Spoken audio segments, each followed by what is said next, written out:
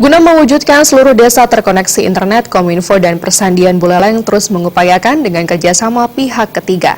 Namun saat ini, Kominfo dan Persandian masih terkendala dengan topografi wilayah yang banyak ditemukan berada di wilayah pegunungan dan sulitnya akses masuk.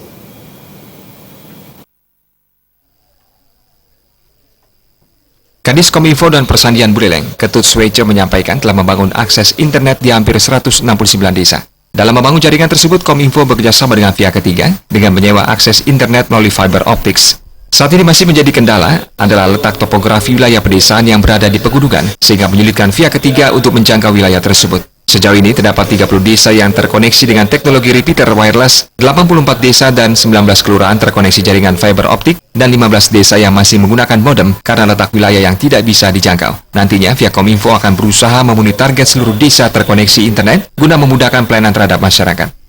Untuk jaringan internet itu relatif mengalami cukup banyak kendala, terutama dari sisi geografis.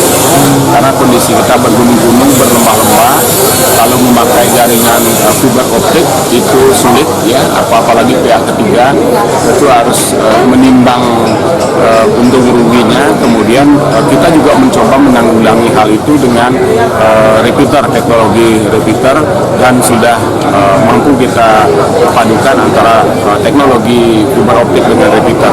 Hanya saja ada beberapa wilayah yang masih harus kita usahakan, dan apakah nanti dengan memakai modem sendiri oleh desa sendiri maupun melalui repeater yang akan kita rencana siapkan. Kita berharap nanti secara bertahap semua desa bisa terkoneksi dengan internet.